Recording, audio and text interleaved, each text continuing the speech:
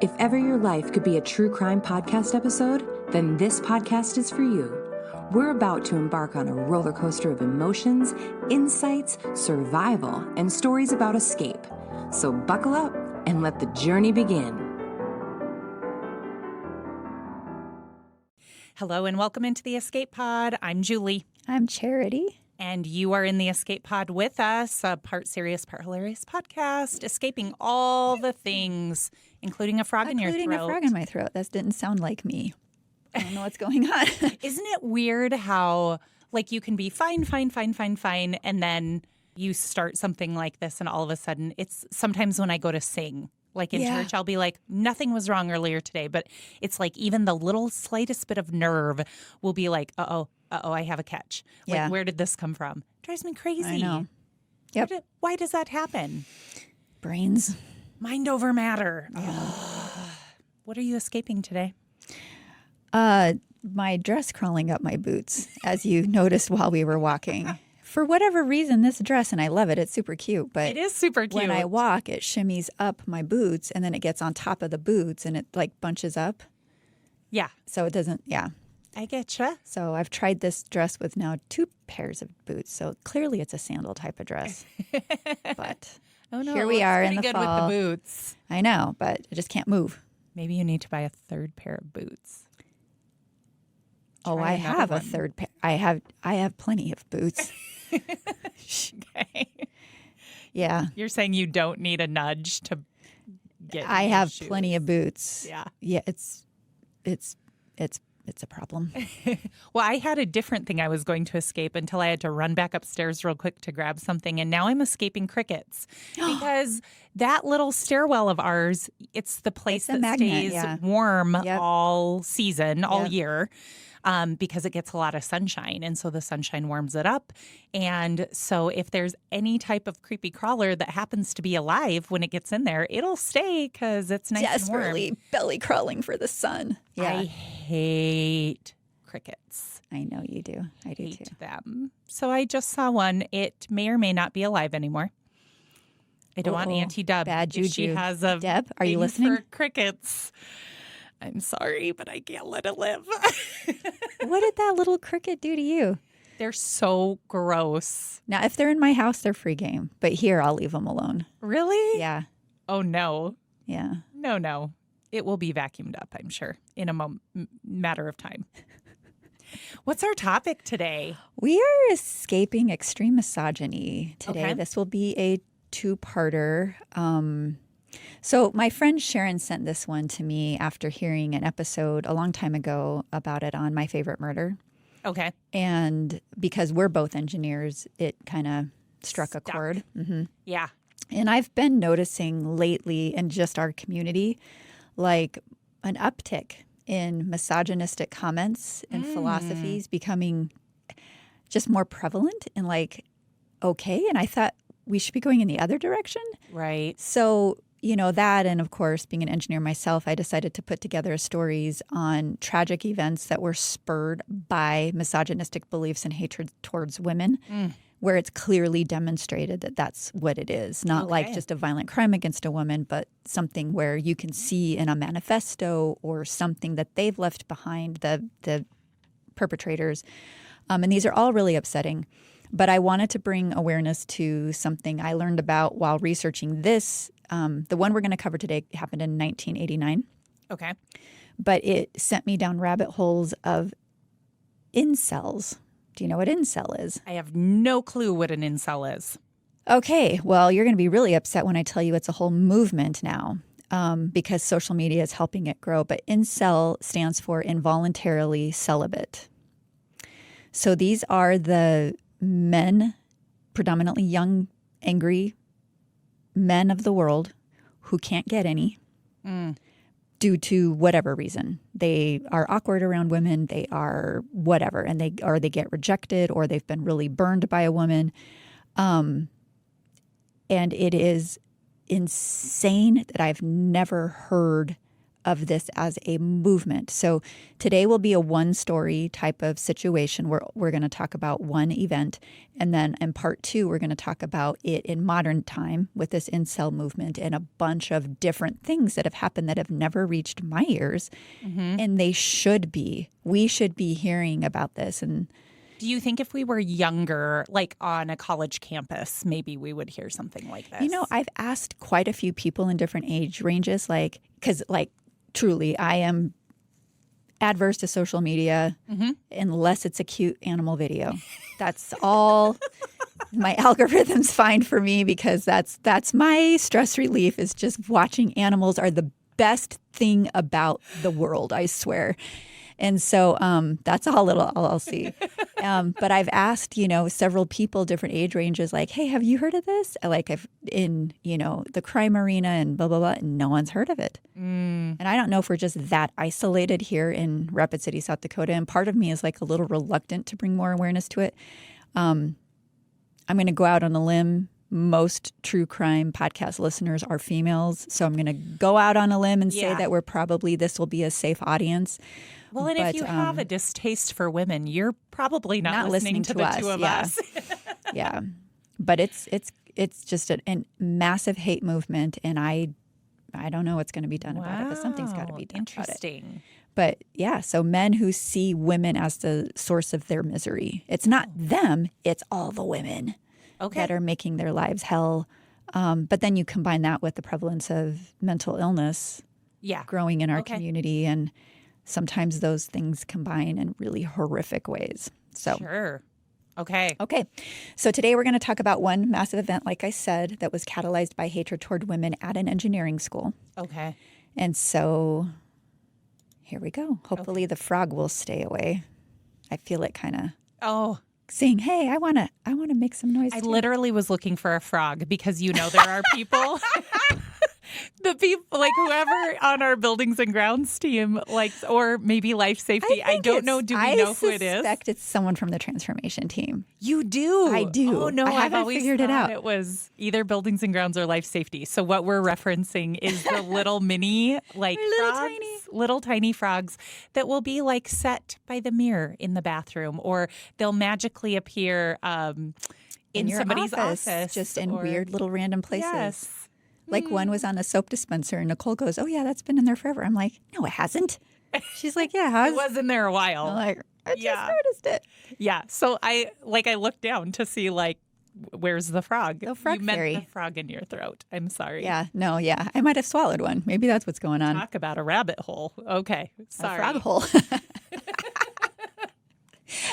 Oh, Lord. All right. Go for it. No caffeine.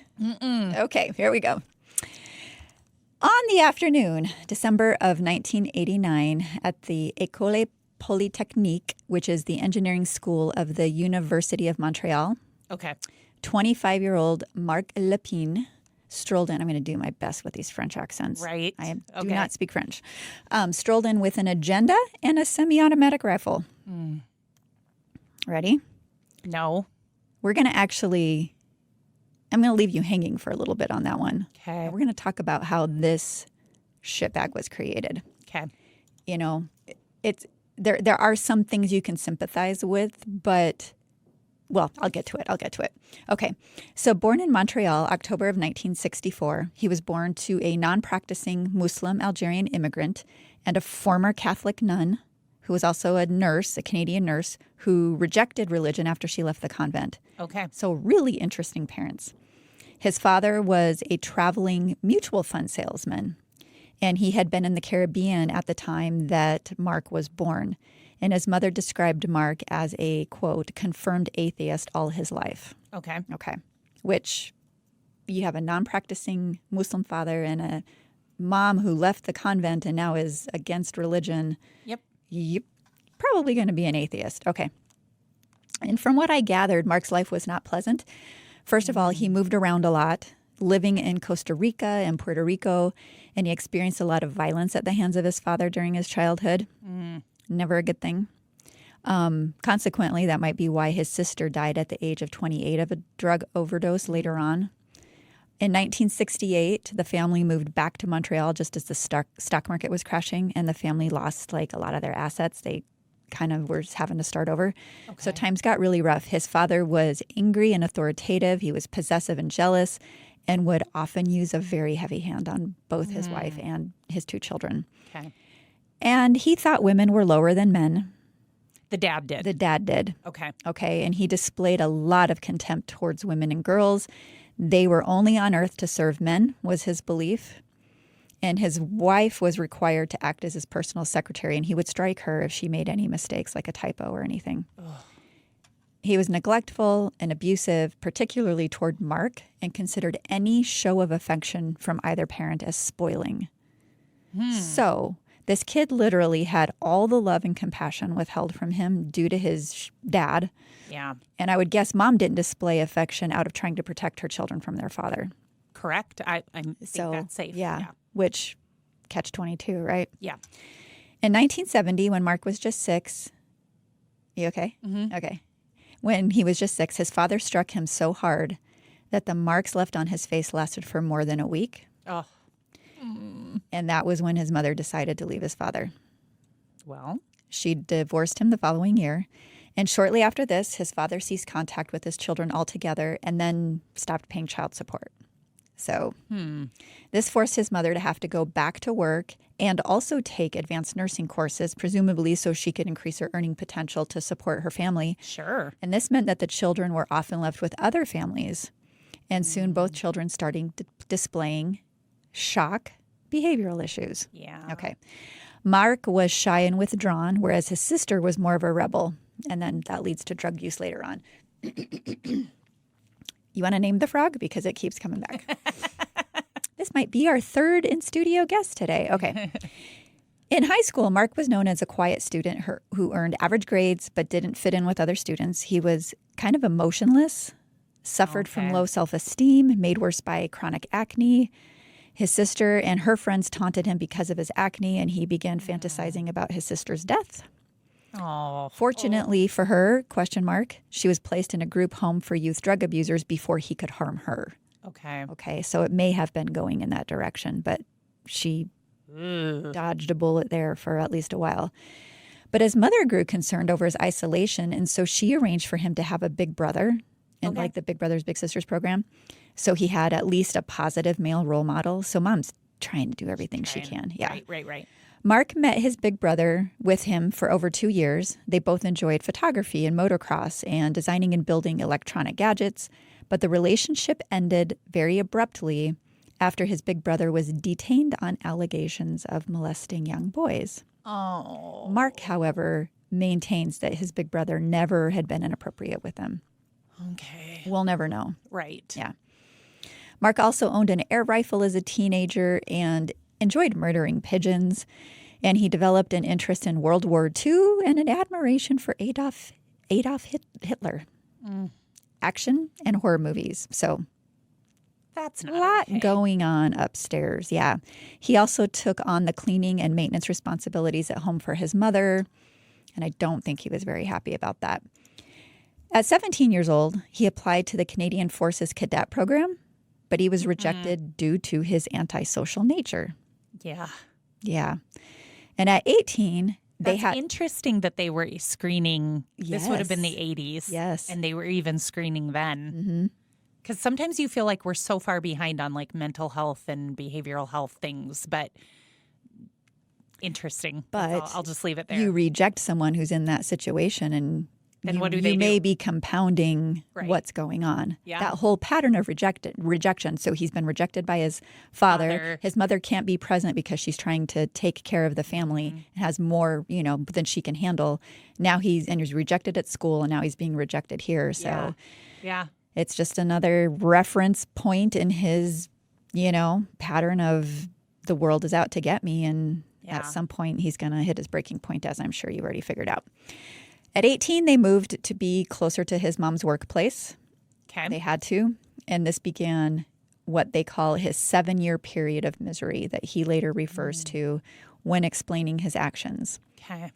Shortly after this move, he began a pre-college course, which is good news but he failed, which is bad news. He also worked at the hospital where his mother was now director of nursing, and he was doing like janitorial work and food service type of work. Okay. And while employed there, he developed a serious crush on a coworker, but he was too nervous, shy, and immature to do anything about it. Okay. He continued with school despite failing that first class. He kind of got his grades up a little bit after a year, and then he switched to an electronics technology program where he was actually remembered by one professor as a model student. February of 1986, we're at now, he unexpectedly stops attending classes and moves out of his mom's house and into his own apartment. Okay. That same year, he applied to study at the École Polytechnique and was admitted on the condition that he first complete 2 compulsory courses. So basically, he was rejected again. You have to go past these other 2 classes and then come back and we'll let you in. And so things began going downhill from here.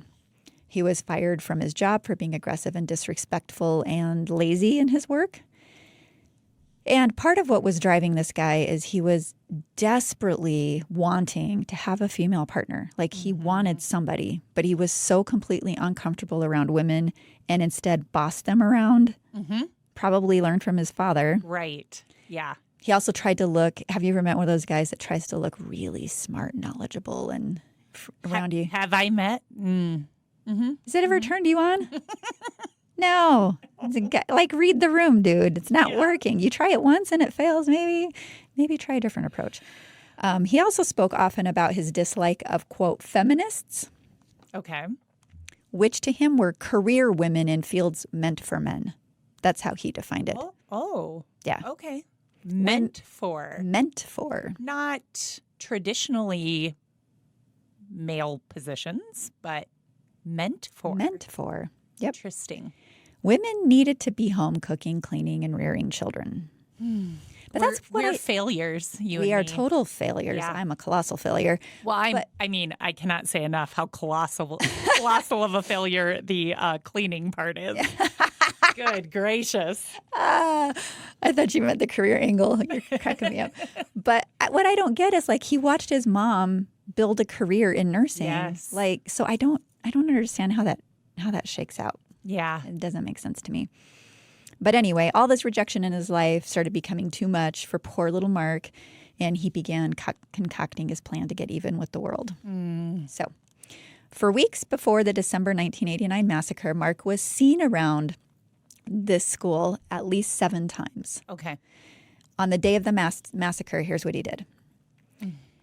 He enters the registrar's office on the 2nd floor of the school. So it's like one building. All of the classes are in one building. Okay. Unlike our school down the street. Yeah. But he didn't speak to anyone. Even when people stopped and asked him, like staff members, like, hey, do you need help? He would just ignore them and keep rummaging through a bag. And then he'd eventually get up. Finally, he leaves this area altogether and he goes to a mechanical engineering classroom.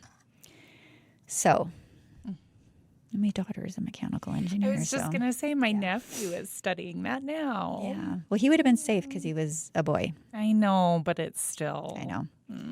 On this fateful day, Lépine entered a classroom and commanded the 50 male students and 9 female students, which, by the way, is close to the same ratio at mine's in the early 90s when I was there, made them go to opposite sides of the room.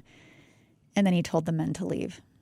And at first, no one moved because they thought, this has got to be some kind of a sick joke. But then he fired one shot into the ceiling and they got the message. They moved. And he told the terrified women that he hated feminists. Okay. And one of the young women replied that they weren't feminists, but simply engineering students. And he would be welcomed if he wanted to attend the school. Yeah. Yeah. He targeted this particular school because he believed engineering should be reserved for men, that women were stealing male professions away. I definitely battled myself a couple of professors who probably had that same line of thought. They didn't seem to like the fact that my test scores were often amongst the highest in the class. I remember one Irish prof, I can't remember what he taught, but he would openly make comments about not thinking women should be engineers. Only made me more motivated. Right. Yeah. What did we call that in the Kelly Herron episode? What was that called? I don't remember. You remember what I'm talking about? Where it's like oh, bet you can't do this. And then it's how they bait you. Oh. I can't remember what it was called. No, not typecasting. Yeah, typecasting. Yeah. Yeah, typecasting. That's what it was. Like, I bet you can't do that. Bet you can't do that. And I'm like, oh, bet you did. Do you know how many male engineering students cheated off of me in college?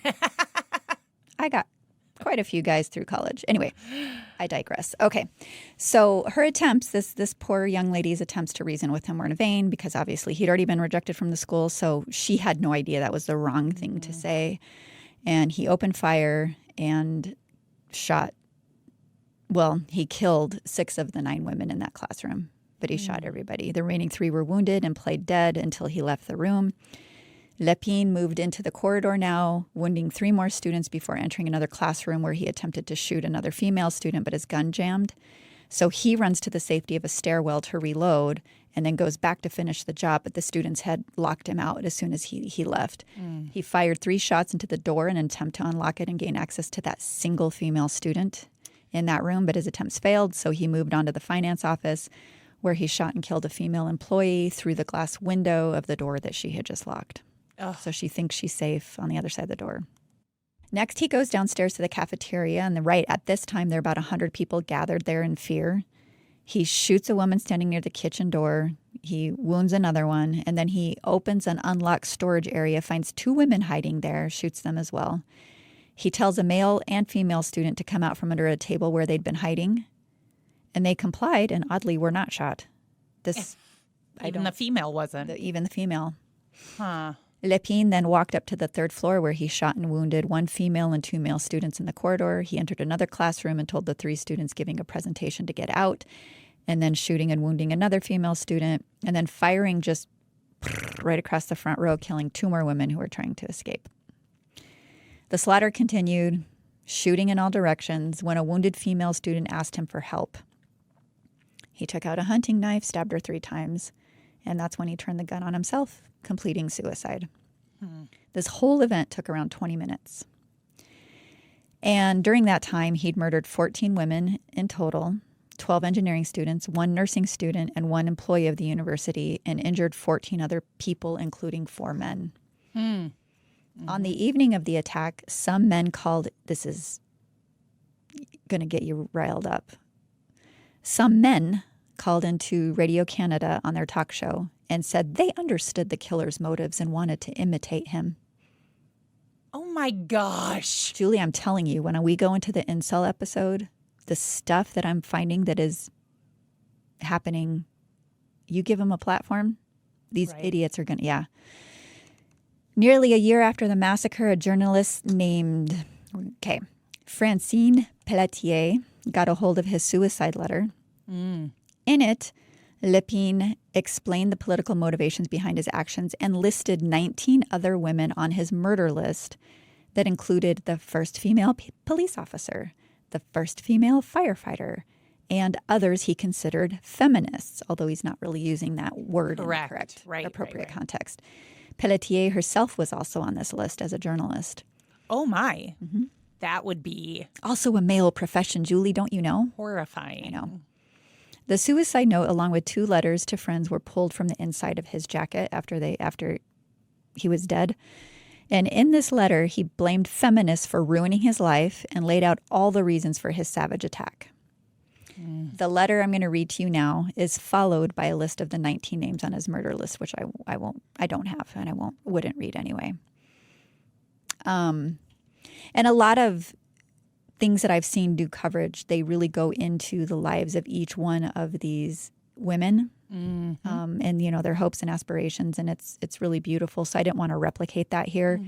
And then they did a really cool light monument, if you will, of each of the 14 victims. And so these light beams shoot in the sky, and it's just really beautiful. And they commemorate it like every year and honor and respect these women. And it's really sad. So this just gives you a little taste of what is going on inside this guy's brain. So all of this is his words from what I'm not sure. I want to know. Well, plug your ears. Okay. Would you note that if I commit suicide today, 89-12-06, it is not for economic reasons, For I have waited until I exhausted all my financial means, even refusing jobs, but for political reasons. Because I have decided to send the feminists who have always ruined my life to their maker. For 7 years, life has brought me no joy, and being totally blasé, I have decided to put an end to those viragos.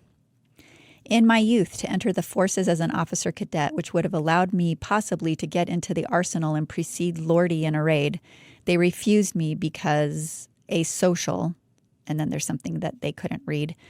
I therefore had to wait until this day to execute my plans. Weird. Sidebar, I just realized he was going to go be a cadet for that reason. Right. I didn't make that connection when I read it the first time.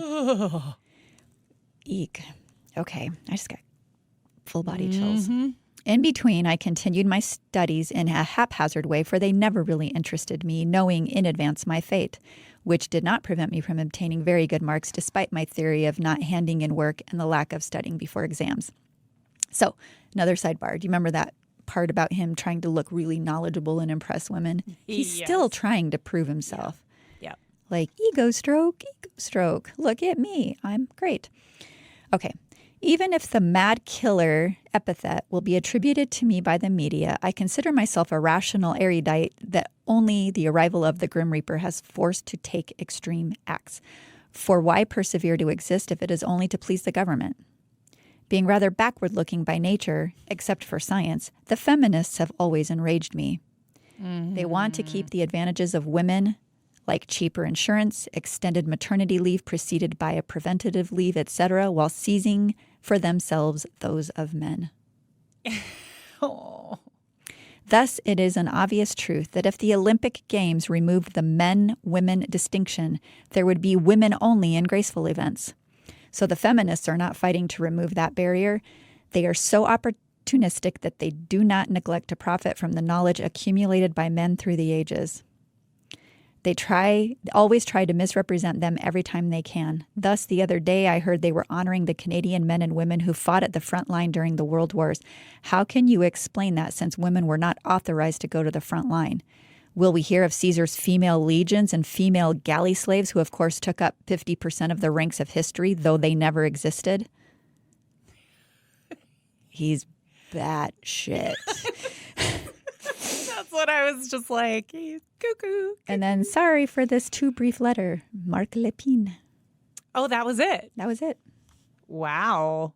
Yeah. Do you want to see him? I mean, he just looks like a normal guy.